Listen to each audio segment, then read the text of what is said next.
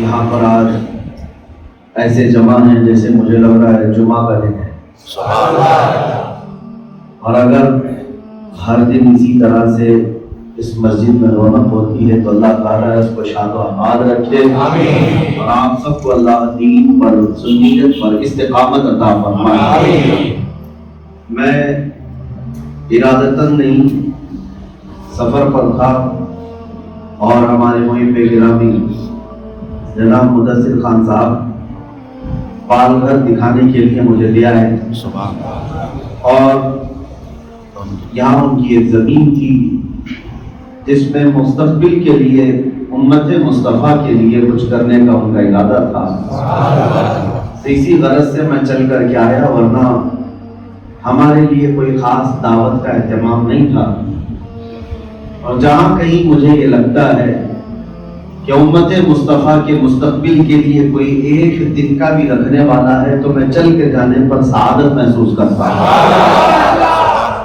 یہی ہمارے لیے بڑی سعادت ہے. ہم جلسوں کے آدمی بھی تھے نہیں، ہمیں بنا دیا گیا. بڑے بڑے پروگراموں، کانفرنسوں اور جلسوں کی آج ہمیں زینت بنا کر لوگوں نے بڑے شور مچائے. میں جلسوں والا آدمی نہیں تھا، میں فیلڈ ورک کرنا پسند کرتا ہوں. میدان میں کچھ ایسا کام ہو جو آنے والی نسلیں جس کے پھل کھا سکیں. عزیزان گرامی، بات یہی ہے کہ ہماری ڈور تھوڑی سی تبدیل ہو گئی، یعنی رسی تھوڑی کٹ گئی، جس کی وجہ سے آج امت کا حال یہ ہے. ان کے جو ہم غلام تھے خلق کے پیشوا رہے ہیں، ان سے پھرے جہاں پھرا پھر آئی کمی بخار میں. بات یہی ہے کہ ہم ڈائیورٹ کر دیے گئے ہیں کچھ ایسے کاموں میں جو ہمارے لیے لا یعنی ہیں، جو ضرورت کے نہیں تھے. ہمارا مائنڈ ڈائیورٹ کر دیا گیا. میں آج مختصر سی محفل میں اور مختصر سا میسج یہ دینا چاہوں گا. لائف بڑی شارٹ ہے، زندگی بہت مختصر ہے. آپ یہاں بیٹھیں گے تو بھی زندگی گزر جائے گی، سوئیں تو بھی گزر جائے گی، دوڑیں تو بھی گزر جائے گی. اب فیصلہ آپ کے ہاتھ میں بیٹھ کے گزارنا ہے، سو کے گزارنا ہے یا دوڑ کے گزارنا ہے. زندگی بہت مختصر ہمارے پاس ہے، اور جو لمحے ہم سے گزر جائیں گے وہ کروڑوں کی قیمت دے کر کے بھی ہم واپس لا نہ سکیں. ہماری جوانیاں بھی ختم ہونے کو آ گئی. جو بوڑھے ہو گئے وہ تو اب آخری سفر کی تیاریوں میں ہیں. کسی بھی بوڑھے سے جا کر پوچھیں کہ آپ کو 50 کروڑ روپے دیتے ہیں، آپ جائیں 25 سال کی جوانی لا کر دے دیں. دنیا کا کوئی عظیم سے عظیم ڈاکٹر بھی ان کی وہ جوانی نہیں لوٹا پاتا. وجہ یہ ہے کہ قدرت کا قانون ہے. قدرت کا قانون ہے، جو ایک مرتبہ یہاں سے گزر گیا وہ دوبارہ اس راستے پر نہیں آئے گا. اللہ تعالیٰ نے نبیوں کے لیے، جو اس کے سب سے محبوب بندے ہیں، ان کے لیے بھی اللہ نے یہی قانون رکھا کہ وہ دنیا سے رخصت ہوئے تو دوبارہ دنیا میں تشریف نہیں لائے فزیکلی طور پر. اس لیے میرے عزیزوں، جو زندگی کے اوقات ہیں ہمارے، یہ یوں ہی اگر گزار دیا تو قبر میں پچھتاوے کے سوا کچھ نہیں ہوگا ہمارے پاس. بلکہ قبرستان میں سوئے ہوئے بہت سارے مردے ہم زندوں کو دیکھ کر بار بار یہ تمنا کرتے ہیں کہ اس بندے کے پاس وقت ہے، ٹائم ہے، لیکن یہ کیسا گھوم رہا ہے. کاش ہمیں قبر سے اٹھا دیا جاتا تو ہم مسجد چھوڑ کے جاتے بھی نہیں.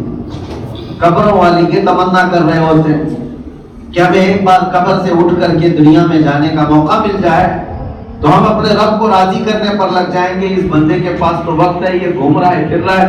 قبروں والے ہمیں دیکھ کر تعجب کر رہے ہوتے ہیں اور ہمیں احساس نہیں، ہم اپنا وقت ضائع کر رہے ہوتے ہیں.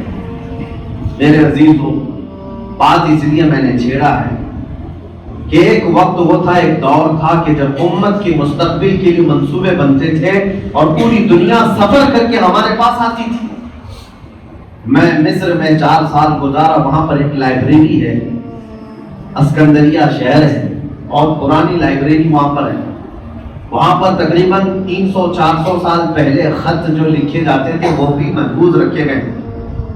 مخطوطے ان کو کہتے ہیں.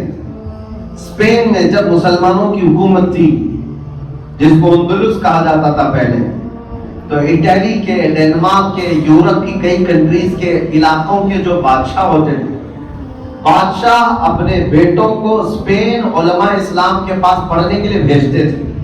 وہ خط لکھے ہوئے بادشاہوں کے، انگریز بادشاہوں کی بات کر رہا ہوں، غیر مسلم بادشاہوں کی بات کر رہا ہوں. وہ اپنے بیٹوں کو جب علماء اسلام جو اسپین میں تھے ان کے پاس پڑھنے کے لیے بھیجتے تو یہ ریکویسٹ لکھ کر کے بھیجتے کہ ہمارے ایک بیٹے کو آپ اپنی صحبت میں اور اپنے شرف تلمذ میں قبول کر لیں، آپ اپنی شاگردی میں قبول کر لیں. یورپ علماء اسلام کے پاس پڑھانے کو فخر محسوس کرتا، اور جب کوئی بندہ اٹلی، ڈنمارک وغیرہ شہر کا اسپین سے علماء اسلام کے پاس سے پڑھ کر کے واپس آتا تھا تو لوگ اس کو دیکھنے کے لیے بھیڑ لگاتے کہ یہ علماء اسلام سے پڑھ کے آیا ہے. یہ ہمارا دور تھا، یہ سنہری دور ہے. ہم نے اس زمانے میں دنیا کو بہت دیا ہے. انجینئرز ہوں کہ ڈاکٹرز ہوں، ان کی اگر آپ پیدائش پوچھیں گے کہاں سے شروعات کریں، میں چیلنج کے ساتھ کہتا ہوں یہ آج میرا ٹاپک نہیں ہے، ورنہ کسی دن میں پوری تفصیل کے ساتھ عرض کروں، بلکہ اس سے قبل کیا ہے. اس پوری روئے زمین پر میڈیکل سائنس نام سے سب سے پہلی کتاب لکھنے والا ابو علی سینا، امام فخر الدین رازی بھی ہیں، جنہوں نے بچوں کے، اطفال کے امراض کے متعلق سب سے پہلی دنیا میں لکھی کتاب. آج بھی امریکہ کی کیلیفورنیا یونیورسٹی میں یہ کتابیں بیسک طور پر رکھی گئی ہیں. اس کی بنیاد پر پوری میڈیکل سائنس تیار ہوئی. سرجری، ایکس رے کا علم مسلمانوں نے دیا ہے. اور اس کے علاوہ ایک دو نہیں میرے عزیزوں، بہت سارے علوم ہیں جن کو گنایا گیا. دنیا کو بہت کچھ دیا، لیکن جب سے ہمارا مائنڈ ڈائیورٹ کر دیا گیا، ہمیں کھانے پکانے میں اور سجنے سجانے میں لگا دیا گیا. ہمارے دماغوں کو اس طرح سے ڈائیورٹ کر دیا گیا کہ جو لا یعنی چیزیں ہیں اس پہ ہم اپنی پوری زندگی صرف کر کے جا رہے ہیں، پوری زندگی صرف کر کے جا رہے ہیں. ابھی ہم سفر میں تھے، میرے عزیز بھائی مدثر نے کہا کہ کسی آستانے پر یہ گئے تھے، وہاں پر کوئی گجرات کے صاحب ہیں، وہ 2.25 کروڑ کا صرف ایک دروازہ بنا ہے، داخلے کے لیے ایک دروازہ، بلند دروازہ. میرے عزیزوں، ہمارے اولیاء اکرام نہ تمہارے بنائے ہوئے دروازوں کے محتاج ہیں، نہ چادر کے محتاج ہیں. اللہ نے ان کو جنتی جوڑے پہنائے، وہ اللہ کے محبوب ہیں. جب وہ وصال کر جائیں تو ان کے آستانے ہم اس طرح سے بنا کر کے دکھا رہے ہیں، جبکہ اللہ نے ان کو ہمارے سے کئی گنا زیادہ جنتی مکان عطا کیا ہے. تمہارے لیے حکم کیا تھا؟ تمہارے لیے حکم کیا تھا؟ تم نے اپنے پیسے کھچڑے کی دیگوں میں، 11ویں کی نیازوں میں اتنے صرف کیے. کبھی بھی میرے متعلق یہ مت گمان کرنا کہ ہم سنیت میں نہیں ہیں، ہرگز نہیں. ہم تو رسول اللہ صلی اللہ علیہ وسلم کی ناموس اور ان کی عزت کی بات نہیں، ان کے ناخن پاک کی عزت پر جان قربان کرنے کو تیار ہے. بات وہ نہیں ہے، درد جو ہوتا ہے وہ ہم عرض کرتے ہیں. یقیناً کھچڑا بھی کرنا چاہیے، 11ویں بھی کرنا چاہیے، لیکن کل سنیت یہی نہیں ہے، پوری کی پوری سنیت یہی نہیں ہے. ہم گھوم پھر کر کے ہندوستان کی سرزمین پر دیکھ رہے ہیں، جہالت سب سے زیادہ ہمارے معاشرے میں عام ہو گئی ہے. ہمارے پاس کوئی ادارہ نہیں رہ گیا. میں کرناٹک سے بلانگ کرتا ہوں. آپ نے سنا ہوگا سال بھر پہلے وہاں مسلمان بچیوں کے پردے اور حجاب کو لے کر کے بہت سارا وواد چھڑ گیا. گورنمنٹ بی جے پی والوں کی تھی، جس کی وجہ سے انہوں نے پابندی لگا دی کہ لڑکیاں حجاب میں کالج میں نہیں آئیں گی. سنا ہوگا، ایک دو جگہ نہیں کئی جگہ پر یہ معاملات تھے. اور ہمارے لوگوں کو کیا ہے، جب یہ معاملات سنے تو احتجاج کریں گے، پروٹیسٹ کریں گے، حکومت کے خلاف سڑکوں پہ آئیں گے.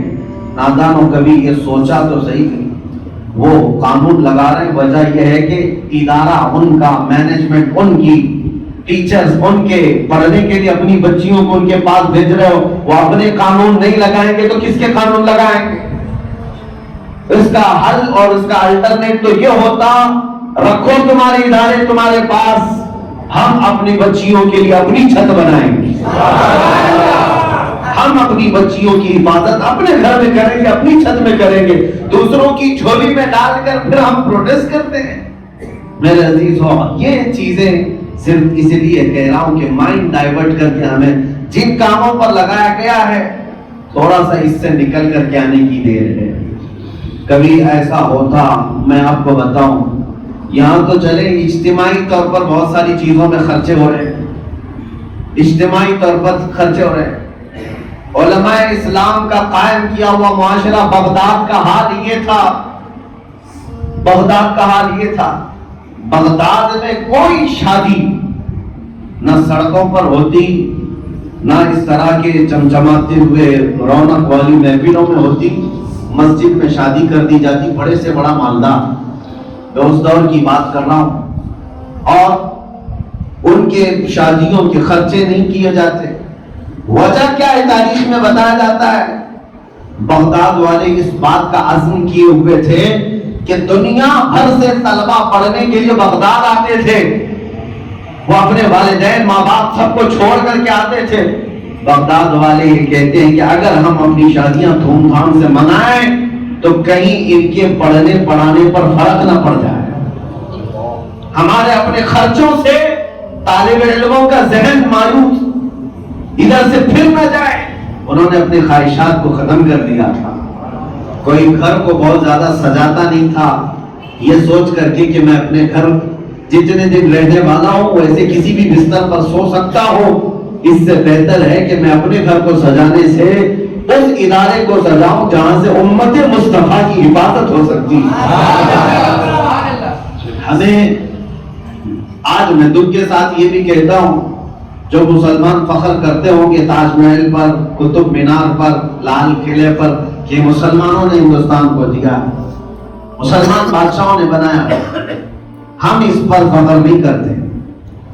چاہے اتنی بڑی بڑی عمارتیں بنا کر کے پکنک پوائنٹ بنا کر وہ بادشاہ چلے گئے، شاہ جہاں کا بنایا ہوا تاج محل ایک جگہ جو ہزاروں ننگے ایسے ویسے سب لوگوں کو اپنی طرف مائل کرتا ہے، ٹھیک ہے لوگ دیکھتے ہیں چلے جاتے ہیں، آپ کو پتا ہے اس میں قبر بھی ہے جس کی محبت میں تاج محل بنایا گیا تھا، شاہ جہاں کی بیوی کی قبر بھی ہے۔ لیکن میں کہتا ہوں آگرہ والوں سے بھی پوچھا تھا، کبھی ایسا ہوا کہ ٹورسٹ آتے، سیلانی آتے ہیں، تاج محل دیکھتے ہیں، اندر موجود قبر پر کوئی ایک بار فاتحہ بھی پڑھتا ہو؟ کیا اس کی ایصال ثواب کے لیے کوئی کچھ عمل کر کے جاتا ہے؟ کہا کسی کو پتہ ہی نہیں قبر ہے، وہ تو ایک پکنک پوائنٹ سمجھ کر کے آتے ہیں۔ شاہ جہاں کا بنایا ہوا تاج محل اپنی جگہ پر، لیکن اعلیٰ حضرت امام اہل سنت ایک ہی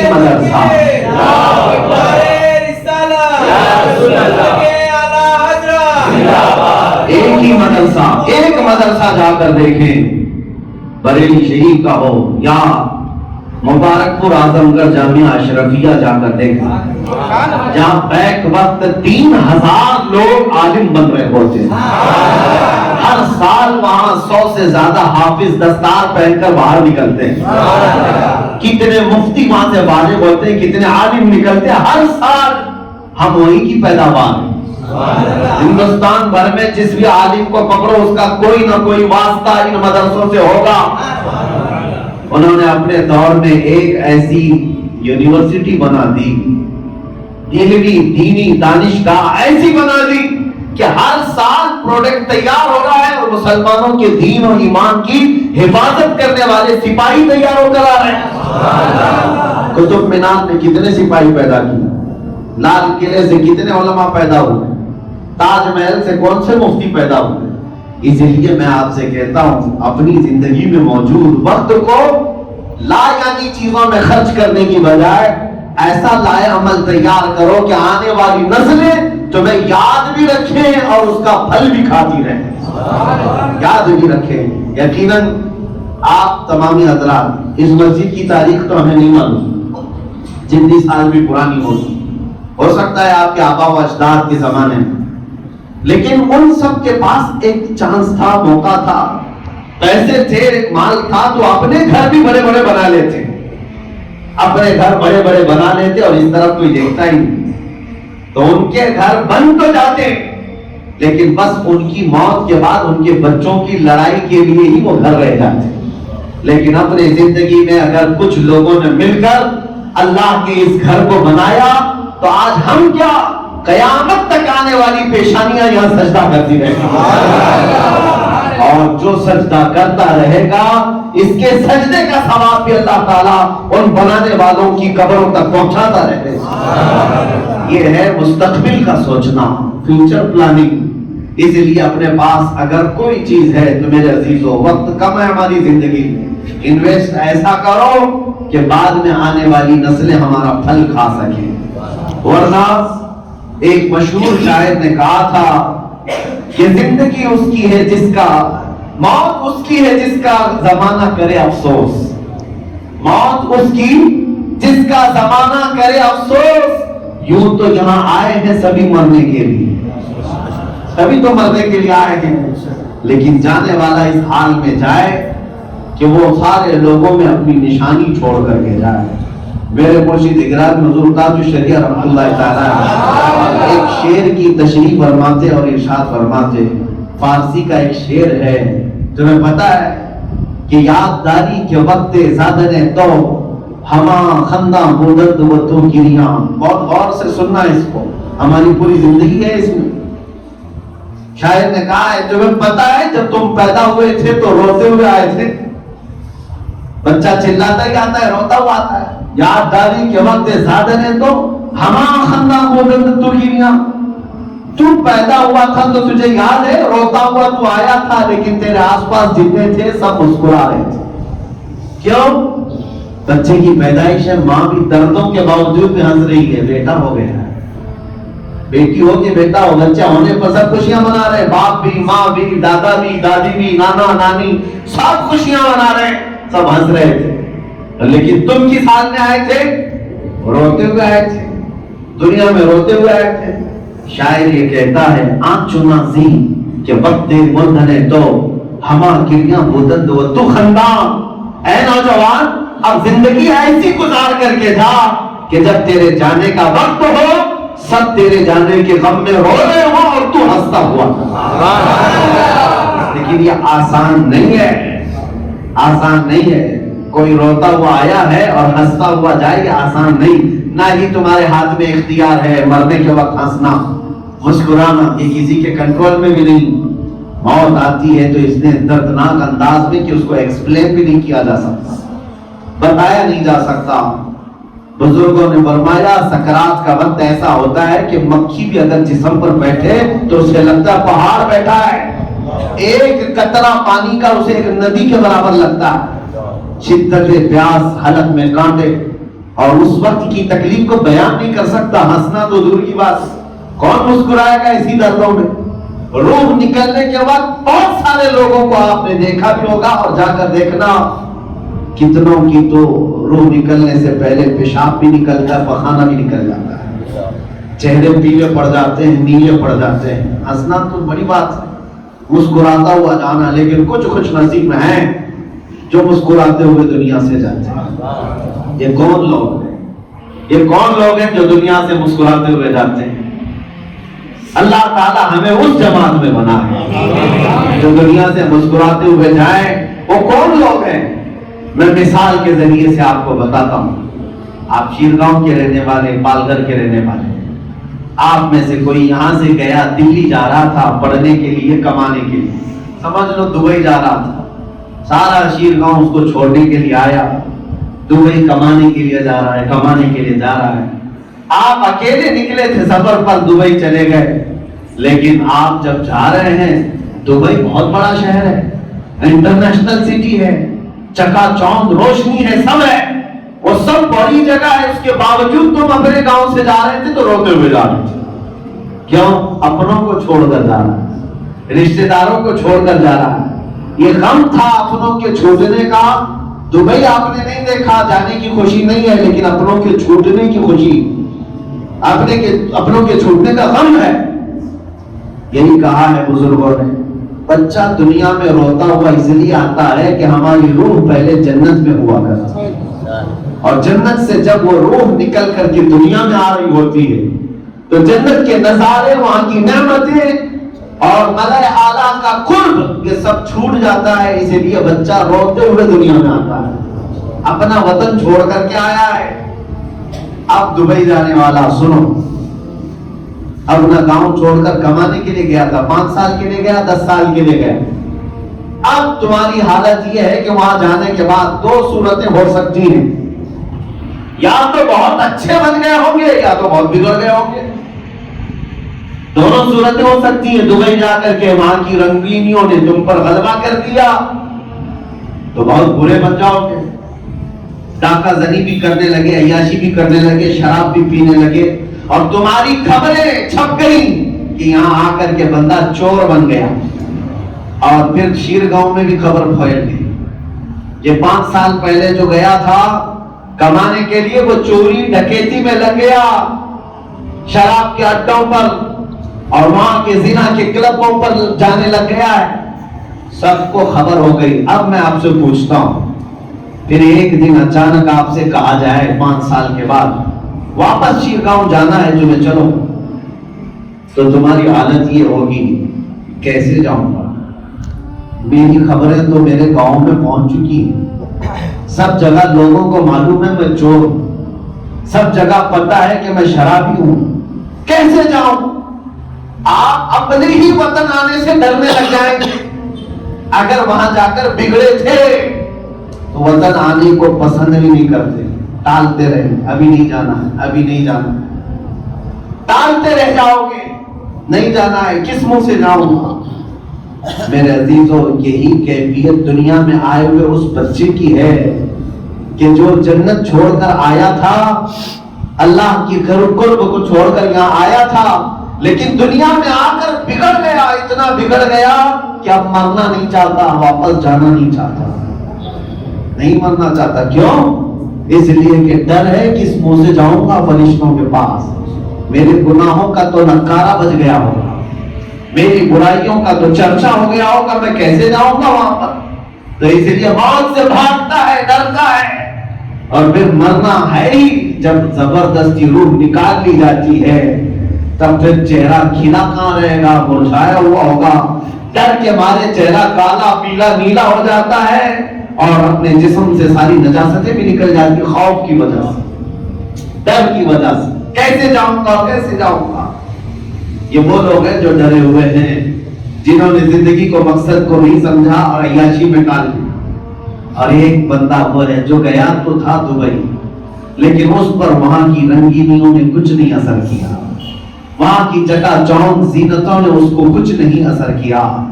وہ وہاں پر رہا تو 5 وقتہ نمازی رہا، وہاں پر رہا، لوگوں میں اس کے صلاح اور اس کی نیکیوں کے چرچے تھے، اور گاؤں میں بھی مشہور ہوا.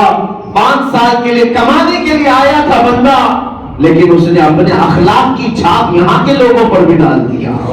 تو ہوا یہ کہ 5 سال گزر گئے، جب اس سے جا کر کہا جائے کہ چلو واپس تمہارے گاؤں جانے کا وقت آ گیا، شیر گاؤں جانا ہے، وہ کیوں ڈرے گا؟ وہ کہے گا ہاں جانا تو ہے، مٹھائی بھی لے لیتا ہوں، تحفے بھی لے لیتا ہوں، گاؤں والوں کے پاس جا رہا ہوں، ہنستا مسکراتا ہوا آئے گا. اسے ڈر نہیں اپنے گاؤں آنے کا، کیونکہ اس نے کوئی غلطیاں وہاں نہیں کی تھی، وہاں گناہ نہیں کیے تھے.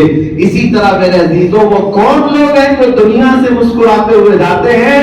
جنہوں نے دنیا میں رہ کر اللہ کو راضی کیا تھا اور دنیا میں رہ کر کے اپنی زندگی کا مقصد سمجھ لیا تھا، تو ان کے موت کے وقت ان کے چہرے کھلے ہوئے ہوتے ہیں. کیوں؟ انہیں پتا ہے میں وہیں جا رہا ہوں جہاں سے آیا ہوا تھا.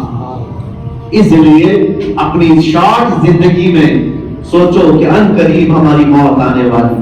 آپ کو ایک روایت میں بتاؤں، ہر دن آج بھی ہوا ہوگا، ہر دن ہر انسان کے گھر ایک بار ملک الموت آ کر جاتے ہیں.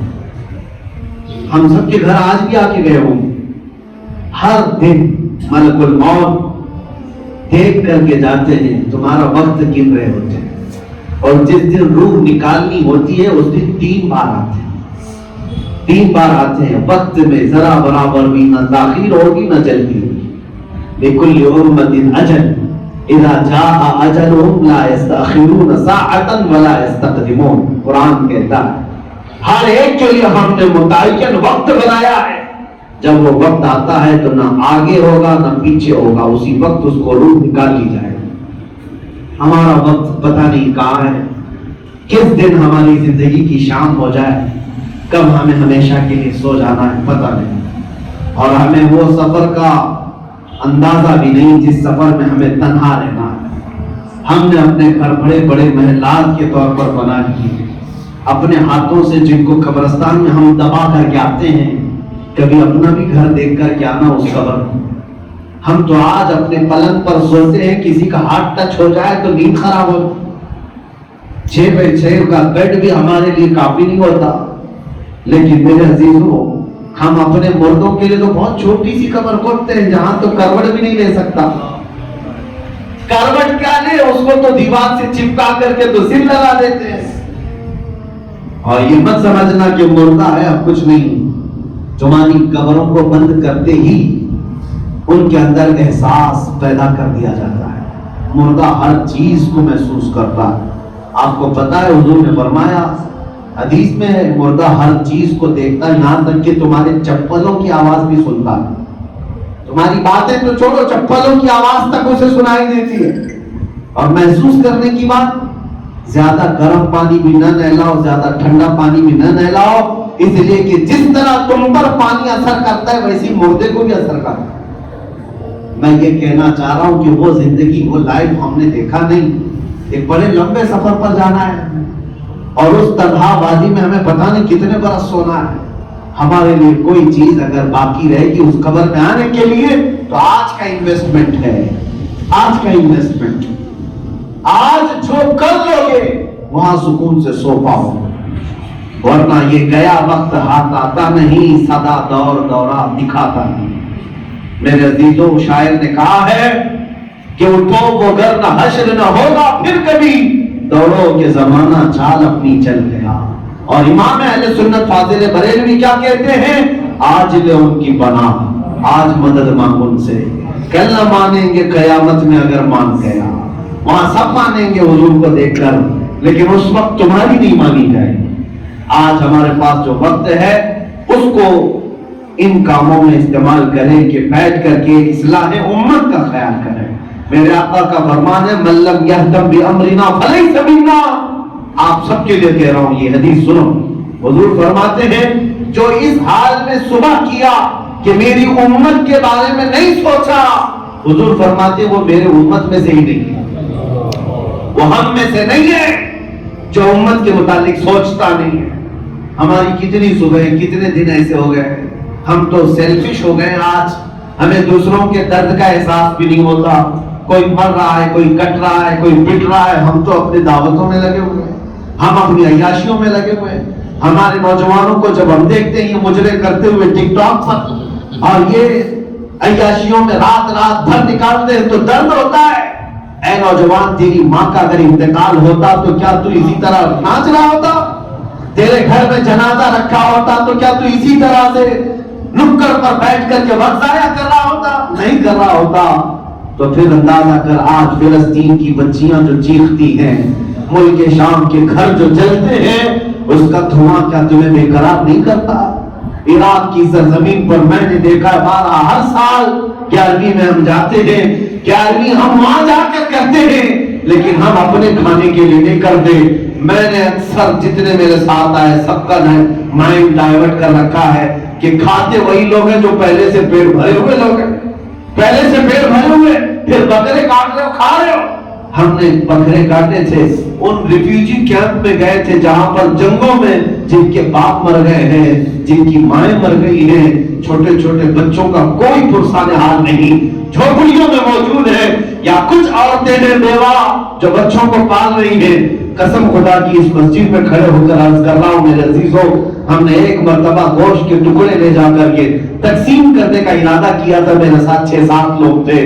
گوشت کا ٹکڑا نکال کر دیتے تو بچے ایسے جھپٹتے جیسے چیل جھپٹتی ہو.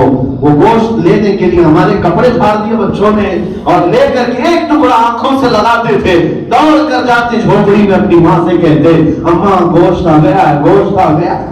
یہ دیکھ کر ہماری آنکھیں بھیگ گئی. ہم نے تو ان بچوں کو ایک گوشت کے ٹکڑے پر اتنا خوش ہوتے دیکھا اور پھر ہندوستان آ کر اپنی شادیوں میں دیکھا جو بے تحاشا اپنے کھانے کو گٹر اور نالیوں میں بہاتے. یہ حالات نہیں ہے ہمارے. کیا یہ درد کا مقام نہیں ہے آج ہمارے لیے؟ امت ایک جگہ کرب سے تلملا رہی ہے درد سے، اور ہم ہیں کہ اپنے بدلنے کو تیار نہیں. اسی لیے شاعر نے کہا جگہ جگہ کے تھک چکے رتم میں یہ ہنگامے، اٹھو نشاط لذت خواب کرام بدل ڈالو. آج ایک حدیث سنا کر میں اپنی گفتگو ختم کرتا ہوں. نبی کریم صلی اللہ تعالی علیہ وسلم نے ارشاد فرمایا ایک وقت ایسا آئے گا جب تم پر اللہ تعالیٰ کافروں کا رعب ڈال دے گا، دشمنوں کا خوف ڈال دے گا. صحابہ نے پوچھا ایسا کیوں ہوگا یا رسول اللہ؟ ایسا کیوں ہوگا کہ کفار و مشرکین کا خوف ہمارے دلوں پر؟ کیا ہماری تعداد کم ہو جائے گی؟ حضور نے فرمایا نہیں، وَلَكِنَّكُمْ كَثِيرُونَ غَثَاءً كَغَثَاءِ الْبَحْرِ، تمہاری تعداد تو بہت زیادہ ہوگی اس زمانے میں، لیکن تمہاری حیثیت سمندر کے جھاگ کی طرح ہوگی. پیورٹی نام کی چیز نہیں، اخلاص نہیں، بس نام کے مسلمان رہ جائیں گے. آج ہم کروڑوں کی تعداد میں ہیں. کیا وہ زمانہ نہیں آیا جو مخبر صادق صلی اللہ علیہ وسلم نے خبر دی تھی؟ تمہاری شہر میں مسلمان بچے کو پکڑ کر لے جا کر قتل کر دیا 4 درندوں نے. پچھلے ہفتے میں نے خبر پڑھی تھی یا سنی تھی تو درد سے ہم بھی کرا. یہ حالات کیوں ہو رہے ہیں؟ یہ حالات کیوں ہو رہے ہیں؟ ایک بات یاد رکھو، یہ حالات اسی وقت ہوتے ہیں جس کو شاعر نے کہا ہے دیوار کیا گری میرے خستہ مکان کی، لوگوں نے آنے جانے کا راستہ بنا لیا. ہوتا یہی ہے، ہم نے اپنے گھر کی حفاظت چھوڑ دی تو اس گھر میں تو کتے آتے. جس گھر کی حفاظت نہیں ہوتی وہ کتوں کے لیے گھر عام ہو جاتا ہے، یا تو پھر تاش کے پتے کھیلنے والے گھر کو اڈا بنا لیتے ہیں. تم نے اپنے گھر کی حفاظت نہیں کی. یہ میں اسی لیے کہہ رہا ہوں جب ہم سب کو اپنی کمیونٹی اور اپنے معاشرے کی فکر ہی نہیں ہے تو پھر ظاہر سی بات ہے ہم تو ٹرائل بنیں گے، ہم تو مشق کا تختہ بنیں گے. آج اتحاد بھی قائم کرو.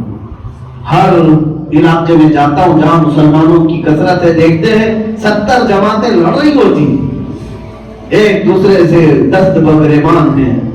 وہ اس کو نہیں مانتا، وہ اس کو نہیں مانتا، سلام کلام تک بند رکھا ہے. سلسلوں کی لڑائیاں الگ ہیں، پیروں کی لڑائیاں الگ ہیں، اختلافات کے امپار ہیں. چھوٹی چھوٹی چیزوں میں تو سلام کلام بند کر رکھا ہے، مسافہ نہیں. اور حیرت کی بات یہ ہے کہ مسجد میں آ کر کندھے سے کندھا لگا کر نماز پڑھتے ہیں، دلوں میں ہزاروں میل کی دوری ہے، ایک دوسرے سے نہیں ملنا چاہتے. میرے عزیزو یہ سب وہ چیزیں ہیں جو عذاب الہی کو دعوت دے رہی، عذاب الہی کو دعوت دے رہی. بڑے اپنی ذمہ داریوں کا استعمال کریں کہ وہ چھوٹوں کے دلوں کے اندر محبت قائم کریں، محبت قائم کریں، یونٹی رہے. اور مستقبل کی پلاننگ آج کرو کہ ہم جاہل رہ گئے لیکن اب اپنے بچوں کو جاہل رہنے نہیں دیں گے انشاءاللہ. امت مسلمہ کا ایک فیوچر انقلاب جو آیا تھا وہ علم کے ذریعے سے آیا تھا، میرے مصطفیٰ کی محبت سے آیا تھا.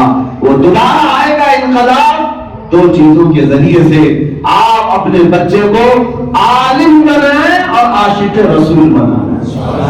2 چیزیں ہوں. عالم کا مطلب یہ نہیں ہے کہ صرف مولانا بنانا ہے، عالم انجینئر بھی ہو سکتا ہے، عالم ڈاکٹر بھی ہو سکتا ہے، عالم ایڈوکیٹ بھی ہو سکتا ہے. دنیا کی کسی یونیورسٹی میں پڑھاؤ لیکن ایک دستور اپنے گھر کا بناؤ. میرا بیٹا اسکول جائے، کالج جائے، یونیورسٹی جائے لیکن گھر میں وہ الحمدللہ سے شروع کر کے جائے. اس کی شروعات تعلیم کی فاتحہ سے ہوگی، قرآن بھی پڑھے گا اور جہاں تک بھی جائے گا. دیکھنا میرے عزیزوں، اگر تم نے اس بیس پر اپنے بچوں کی تربیت کی تو وہ وقت دور نہیں جب پھر سے ہماری کھوئی ہوئی عزت اور وقار دوبارہ واپس آ جائے گا. انشاءاللہ العزیز وہ وقت آئے گا کیونکہ میرے آقا کی یہ فرامین میں موجود ہے. وہ زمانہ آئے گا جب پوری دنیا میں ہر جگہ سے پرچم اسلام لہرائے، پرچم اسلام لہرائے گا. وہ امام مہدی کے زمانے میں وہ زمانہ بہت قریب ہے، آنے والا ہے. اس سے پہلے میں آپ سب سے کہتا ہوں کیا ہی اچھا ہو کہ دعا کرو مولا کریم ایرے غیرے نچو کھیرے کا دامن پکڑنے سے ہمیں امام مہدی کی فوج میں شامل کرتا ہے، اور وہ زمانہ ہماری آنکھوں کے سامنے آئے جب ہر گھر سے آواز آئے لبیک یا رسول اللہ، عزیزان گرامی وقار۔ بس میرا مختصر سا یہ میسج تھا، اور ہم نے آج یہی طے کیا ہے، عہد کیا ہے، جو لا یعنی کام ہے ان کو شارٹ کر دو، اپنی شادیاں کم خرچوں میں کرو، اپنے گھروں کی تقریبات شادی کرو، اور اپنے اندر یہ تمام چیزیں کمیونٹی کے طور پر جو بچے نہیں پڑھ سکتے ان کے لیے سماج کی طرف سے، کمیونٹی کی طرف سے بیک سپورٹ ایسا ہونا چاہیے کہ وہ کبھی اپنے آپ کو تنہا محسوس نہ کرے۔ ہماری شادیوں کے خرچے اگر کم ہو گئے، ہماری دوسری تقریبات جو دکھاوے کے لیے ہیں یہ کم ہو گئے۔ میں آپ کو بتاؤں، آپ کو ایسا لگتا ہے میں گیلری کے خلاف بول رہا ہوں، کھچڑے کے خلاف بول رہا ہوں؟ نہیں، آپ کو اگر یہ نیاز سے ثواب ہی حاصل کرنا ہے تو کانسیپٹ کیا ہے اسلام میں؟ ان مسکینوں کو کھلانا ثواب ہے جن کے گھر میں ایک روٹی ہے دوسری روٹی نہیں ہے۔ آپ تو دعوتیاں ان لوگوں کو کرتے ہیں جو پہلے سے پیٹ بھرے ہوئے ہیں، اتنا کھائے ہوئے ہیں کہ دن میں 5 بار کھاتے ہیں، ان کو ہی کھلا کر آپ کہہ رہے ہو ثواب ہے۔ ان مسکینوں کو کھلانا ثواب تھا، اب تو یہ دعوتیں، یہ ثواب کی جو محفل ہے انٹرٹینمنٹ بن گیا ہے۔ گھر میں روز کھاتے تھے، ایک دن روڈ پہ بنا کے کھا لیں، یہ انٹرٹینمنٹ کرنے کے ذریعے بنا لیے گئے۔ میرے عزیزو، آپ کو شوق ہے یقیناً آپ کھلاؤ، اس لیے کہ غوث پاک نے فرمایا کھلانے اور پہنانے سے زیادہ اچھی نیکی میں نے دیکھا ہی نہیں۔ سب سے بہترین نیکی جو اللہ کو پسند ہے وہ کھلانا اور پہنانا، لیکن کس کو؟ یہ بھی ضروری ہے یاد کرنا، کس کو؟ وہ مساکین امت مصطفیٰ کی وہ غربا جن کے گھر کھانے سے خالی ہیں۔ ایسے اگر نہیں ملتے، سب پیٹ بھرے ہوئے ہیں، تو ضروری نہیں ہے کہ بڑے بڑے فنکشن کر کے دیگیں چڑھائیں اور پیٹو لوگوں کو ہی کھلاتے رہیں، یہ ثواب نہیں ہے۔ آپ اپنے خرچے کم کریں، ان لوگوں کے اوپر یہ خرچ کریں جو مستقبل میں امت مصطفیٰ کے سپاہی بننے کی انشاءاللہ، وہ ہمارے دین کے بھی محافظ ہوں گے، ہمارے معاشرے کے بھی محافظ ہوں گے۔ اللہ کریم کہنے سننے سے زیادہ عمل کی توفیق عطا فرمائے، اور ہم جو پروجیکٹ لے کر کے چل رہے تھا اس میں ہمیں کامیابی عطا فرمائے۔ آپ کے علاقے میں آئے ہیں، اللہ کریم اگر حالات مناسب ہوئے جیسے کہ ہمارے منصوبے ہیں تو ہو سکتا ہے کہ زمانے مستقبل میں ہم کوئی کام کرنا چاہیں تو کل کو میں بھی شیرگاؤں کا پڑوسی بن جاؤں گا انشاءاللہ۔ اگر جو زمین ہم نے دیکھا ہے یہاں کوئی ادارہ بنانے کا ارادہ ہے جس میں دینیات اور دنیاوی دونوں تعلیم کمبائنڈ ایجوکیشن کے ساتھ، کہ ہمارا بچہ اسکول جائے، 10ویں پڑھے، 12ویں پڑھے، لیکن حافظ قرآن بن کر کے نکلے، حافظ قرآن بھی بنے اور وہ دنیاوی تعلیم میں لوگوں کے شانہ بشانہ چلے۔ اس کے لیے اگر منصوبہ پائے تکمیل تک پہنچتا ہے تو کل انشاءاللہ میں مہمان بن کر چیرگاؤں نہیں آؤں گا بلکہ میزبان بن کر کے رہوں گا انشاءاللہ۔ آپ مجھے قبول کریں گے انشاءاللہ، آپ کا پڑوسی بنوں انشاءاللہ۔ اللہ کریم ہم سب کی محبتیں قائم و دائم رکھے اور سدا آپ سب کو سنیت پر قائم و دائم رکھے۔ مولا آپ سب کو عاشقان مصطفیٰ میں شامل فرمائے اور نبی پاک کے قدموں پر مر مٹنے والی جان عطا فرمائے۔ وآخر دعوانا الحمدللہ رب العالمین۔ السلام علیکم۔